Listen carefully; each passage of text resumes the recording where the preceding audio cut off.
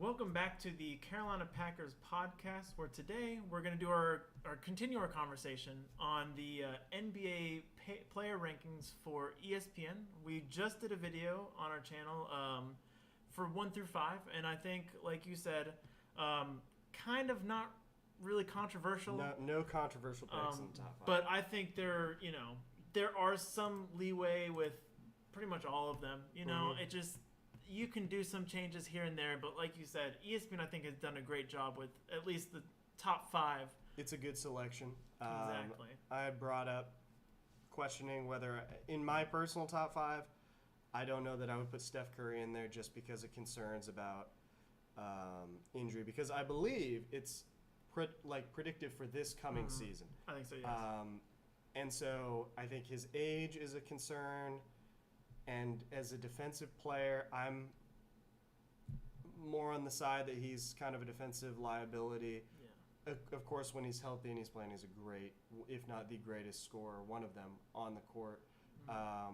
He didn't have the scoring title, but he didn't need to go for that kind of volume either. So it's difficult to hold that against him. Clearly, the Finals MVP.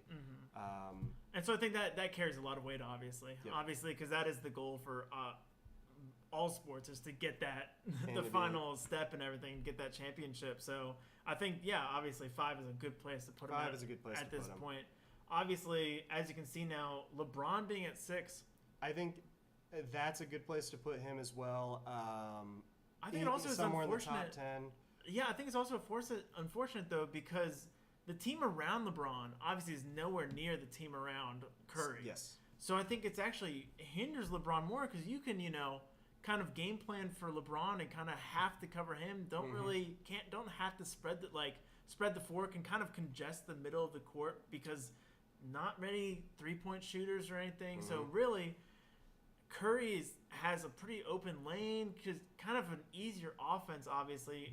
As you noted, though, not a good defender, but I think it really the team kind of puts LeBron at 6 rather than putting him at 5, or even better, just because he is so reliant on, even in his obviously 20th year now. So it's like he's gotten older, so he's not as I wouldn't say tough, but just gets abused more and has had 20 years of it. So it's puts him in a injury scare all the time. Injury now. scares are definitely a big problem. I mean, there was that period of time throughout the season that it was just Russell Westbrook kind of helming the Lakers, because both Anthony Davis and LeBron James sat out substantial time. And that's another thing is Anthony Davis, the weapons around him are injury prone as well, or old in some cases as well. So it's like you're looking at a team that, again, the Warriors will help out Steph, like you noted in the last video, so much more than LeBron will be helped out by the Lakers. Yeah.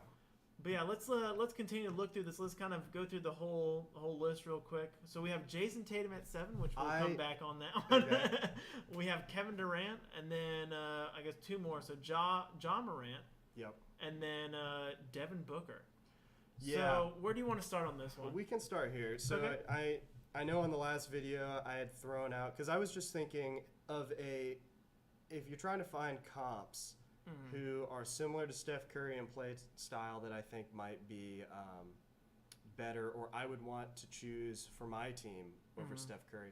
I mean, clearly experience counts for a lot, and Steph Curry has just a insane amount of playoff experience.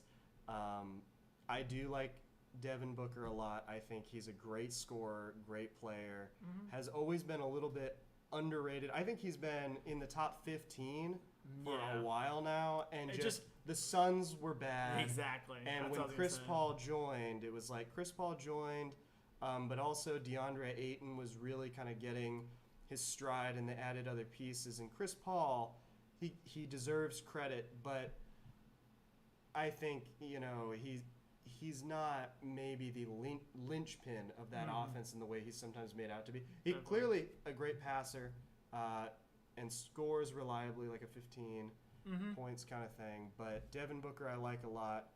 And then, of course, Devin Booker's there, and then Ja Morant. Morant. As you can see, one of the biggest climbers, 31-9.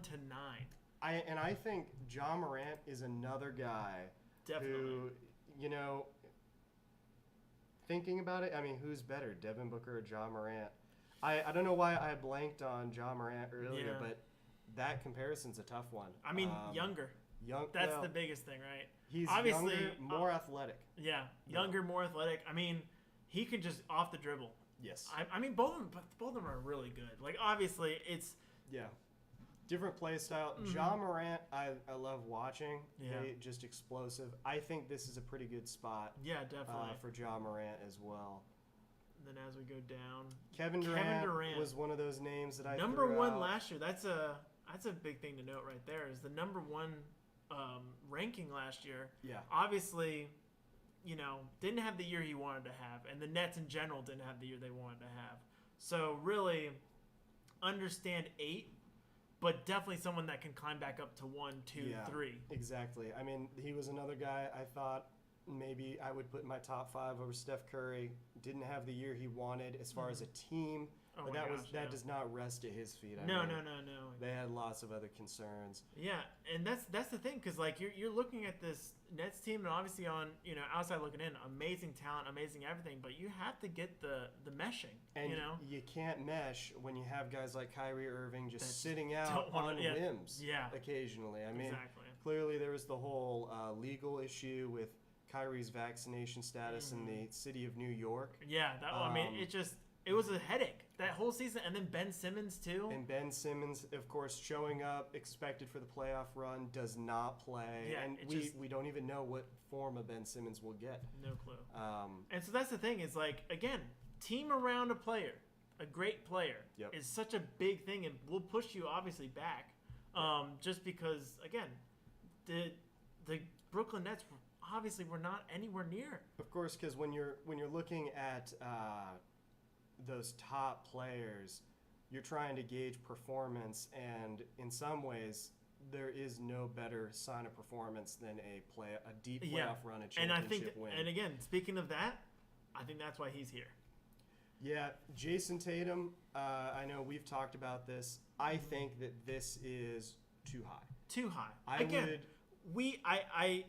I appreciate Jason Tatum as just a player, and he's a great player. And I think the reason he is 7 is the same reason why Curry is a great player also, but they got pushed up because obviously he went to the playoff or to the championship appearance. Game. Yep. So it's one of those things where it's like you're gonna push them forward and everything, and he's the main person on that team, even though Jaylen Brown really largely outperformed him during the playoffs. Yes. And consistency, I would say. And I think I saw on this list Jaylen Brown's at 22, so yeah, a little higher, a little more respect from this year. But again, someone that is slept on a lot compared to Jason Tatum, of course. Jason Tatum, at least in the playoffs, came off as very streaky. He would have games that he just played terribly, and I think when you're picking your top 10, you have consistency has to be part of it. I mean, all of these other guys, very consistent, very good offensive talents. Admittedly, Jason Tatum has got the wingspan, and he's really young. Like, obviously, he has a huge upside compared to a lot of the people on the list. Obviously, Luka and those kind of players are younger. Yeah. But with those older players kind of sprinkled in this top 10, you can definitely see him rising, and especially if he adds another level and does, performs well. And obviously, again, we're splitting hairs, right? Yeah. He's not a terrible. He's a top 15, top 20 kind of player. Top 20 kind of player. But again, we have him high. We think it's high at least. I can't put him, I think, above like Ja Morant or Devin Booker and I think the reason certainly not Kevin Durant. I mean, Kevin Durant and Jason Tatum, I would say, for position, play style in some ways. I mean, they're not exactly the same, but they're both sort of long, definitely. Good ball handling skills, good shooting skills. I don't think that I can put Jason Tatum higher. I mean, and again, I think I would hope, or I would assume, I shouldn't say hope, but I would assume the only reason he is higher is because of the championship game. And I think he is being lifted up because he is the face of that championship team. It's been a while, though, since we've seen a championship team, except for maybe the Miami Heat when they played the Lakers in the bubble, that had such evenly distributed talent. Exactly. Because Jaylen Brown, his numbers are almost the exact same as Jason Oh, Tatum's, yeah. but the consistency, at Is least there, in the yeah. playoffs, was much higher. Yeah. Marcus Smart for a long Very time solid player. he was just a solid defender who has picked up a 3-point shot. That's been huge for them. Yeah. Al Horford Al Horford has played really somehow well. been in a resurgence in his older age and just is locking down center. So And then, of course, their center, like Robert Williams, played really well in the Yes. playoffs and everything. So it's like it's one of those things where it's like you look at Jason Tatum, and it's very similar to Steph Curry, with the whole great team around him Yeah. makes them so much better. Right. Because they just can, there's so much other stuff going on. The defense can't just hone in on one player. So I think it's very beneficial. And obviously, again, like we've said multiple times, he's a great player and everything. But I think he's definitely benefiting from just the team around him itself. yeah. Yeah, I think again, I think the rankings were solid again. Yeah. I look at that and think ESPN I think did a great job, especially not really hyping anybody up too much. Nope. I don't think again, I think it was solid. A couple here and there that we think. Yeah, we're mostly splitting hairs. Yeah, exactly. It's a good top 10. I think it's a great top 10. Shuffle some people around. Maybe I would drop Jason Tatum into my 15 or 20. But I do understand why he's there. 100%. I think definitely he can be top 10 this Oh, year. yeah. And there's so much more he can prove. Yeah. Like it's one of those things again, like we said, splitting hairs. Anything else? No, I think that's it.